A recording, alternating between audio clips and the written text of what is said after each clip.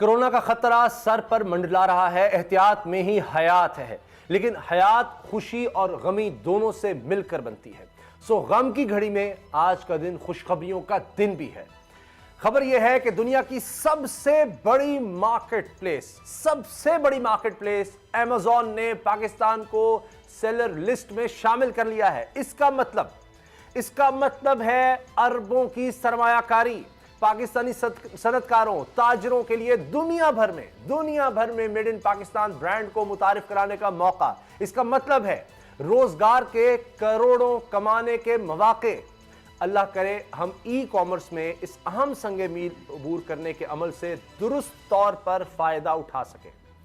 तहरीक इंसाफ बहुत खुश है कि 10 साल से जिस काम के लिए कोशिशें जारी थीं, ये एजाज इसके हिस्से में आ ही गया।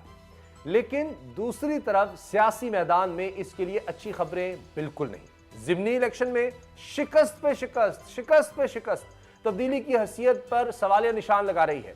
नौशहरा, डस्का, वजीराबाद, कराची और अब खुशाब पीटीआई के उम्मीदवारों को कहीं से भी खैर नहीं मिली। ये यकीनन वज़ीर आज़म इमरान खान के लिए, पीटीआई के लिए लम्हा फिक्रिया है। इस फिक्र को खत्म करने का वाहिद नुस्खा कारकर्दगी है। अवाम को रिलीफ देना है जिसका अब तक फुकदान नजर आया है। इसकी वजह ना तजर्बाकारी है, कोरोना की वबा है या फिर ब्यूरोक्रेसी का अदम ताउन। वजह जो भी है, इसे हल हुकूमत ने ही करना है। कल वज़ीर आज़म इमरान खान पाकिस्तानी सिफारतकारों से खिताब कर रहे थे। यह बिलाशुबा एक तारीखी खिताब था जिसमें इन्होंने पाकिस्तानी सिफारतखानों में पाकिस्तानियों से रवा रखे जाने वाले सलूक पर सिफारतकारों को तंबीह की। वज़ीर आज़म के इस इक़दाम की सब जगह तहसीन की गई, सिवाय ब्यूरोक्रेटिक सोच रखने वालों के।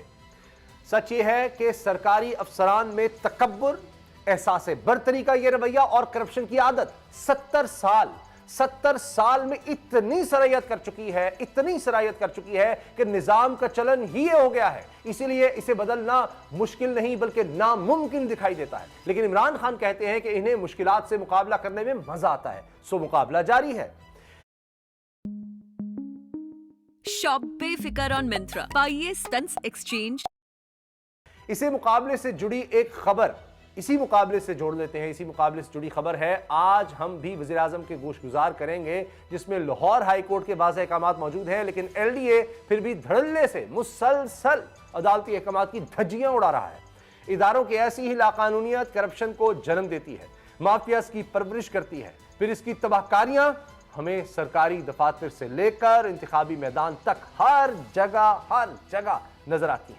कराची ने 249 में धांधली का इल्जाम लगा, बात दोबारा गिनती तक पहुंची, लेकिन झगड़ा अब भी जारी है। यह मामला क्या है, हारने वाली जमातें क्या कहती हैं और जीत का ताज पहने पीपल्स पार्टी का मौक़िफ़ क्या है, इसी से आगाज करते हैं। असद खरल बाबा डोगर मेरे साथ हैं। असद खरल साहब, ये अब तो सर दर्द बनता जा रहा है। ये कब हल होगा ये मामला? यानी पहले इलेक्शन डे पर जो हुआ, उसके बाद इलेक्शन के अमल के दौरान जनाब सुस्ती हो गई है, रात हो गई है, अभी तक जनाब काउंटिंग यूं नहीं हो चुकी। हालांकि इतने कम वोट डाल रहे हैं उसके बावजूद अच्छा जी हो गया, फिर दरखास्तें जा रही हैं, फिर इलेक्शन कमीशन नोटिस ले रहा है, वो रिजल्ट रोक रहा है, उसके बाद जनाब दोबारा गिनती की दरखास्त आ गई, अच्छा जी दोबारा गिनती होती है, वो अमल होता है, उसका फिर बायकॉट हो रहा है, उस पर भी। ये क्या हो गया है ये सिलसिला? अब इसी को समझा जाए। खुशाब पर भी आते हैं। वैसे उसामा साहब, 2 दिन पहले गालबन मैंने ये कहा था कि ये मामला रीकाउंटिंग से रीपोलिंग तक जा सकता है। मैंने कहा ये मैं खबर दे रहा हूँ, मेरी ख्वाहिश नहीं है। आपको याद है, नाज़रीन को भी याद है, डोगर साहब को भी याद होगा। अब आप अंदाज़ा लगा लें, यानी अब देखें ज़रा, यानी जो रीकाउंटिंग हो रही उसकी दरख्वास्त किसने दी थी? नून लीग ने। उनकी ख्वाहिश को पाया तकमील तक पहुँचाया इलेक्शन कमीशन ऑफ पाकिस्तान ने। हस्बे रवायत जिस तरह 3:30 बजे डस्का के लिए चंद आपको पहले कैसे पता लग जाता है खरल साहब? पोलिंग, अच्छा नहीं, मैंने क्या पता लगना है, मैंने चूहा साढ़े हमने जगह पे छोड़े हुए हैं, रिपोर्टें आ जाती हैं डोगर साहब को मुझे, क्योंकि हमारे बंदे जो हैं, जो उस वक्त तो वो कहते हैं एएसपी था वो आईजी के ही हैं, रिटायर हो गए। इस तरह जो इंस्पेक्टर था वो डीजीएफआई या एडी से पहुँच गया, जो एडी था वो डीजी थे और चेयरमैन और नायब, ये इस तरह जो सिविल जज था वो सुप्रीम कोर्ट, वो तो नहीं खैर पहुँच सकता, लेकिन जस्टिस लाहौर वो सुप्रीम कोर्ट। अब इस तरह ब्यूरोक्रेसी में जो बाबू आए थे, जो एसी थे, वो कोई चीफ सेक्रेटरी है, कोई 22वें ग्रेड पे पहुंचे हुए।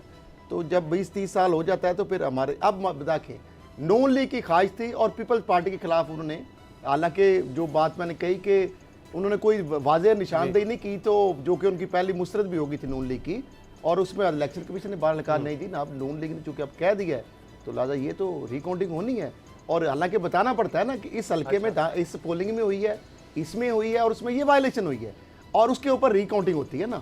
सारे हल्के पे तो नहीं हो सकती। ये तो कहते हैं नोखा लाडला खेलन को मांगे चांद, बार उनको मिल जाता है इंसाफ भी, टेक्निकल जस्टिस हफ्ते को जमानते हैं, बहुत कुछ मिल जाता है उनको, फिर भी उसके बावजूद वो इदारों को हमेशा दशनाम तराजी करते हैं, और जब उनको इंसाफ मिल जाता है फिर धांधली नहीं होती, जब नहीं मिलता तो फिर धांधली हो जाती है। अब ये हैरान कुन बात है, बड़ी मजेदार है।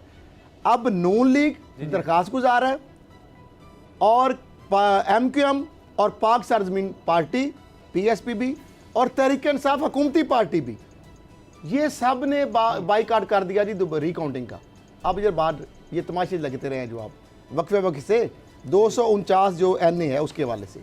आगे क्या हो रहा है कि अब रिटर्निंग अफसर जो है उस पर मुतलका हल्के के फार्म 45-46 की अदम फराहमी और वोटों के थैले की सील टूटने का इल्ज़ाम आयद किया उन्होंने, जिसके बाद उन्होंने एहतिजाजन वोटों की दोबारा गिनती का बाईकाट करते हुए दोबारा इंतखाब का मुतालबा कर दी। हाँ जी, अब मुझे बताया, मैंने कल ये परसों बात की थी, ये सारा तमाशा ये कहते हैं असद खरल साहब, ये तो आप जाहिर है हर तरफ मीडिया में बात होगी, सोशल मीडिया में भी ये चलेगी कि असद खरल ने पहले भी अंदर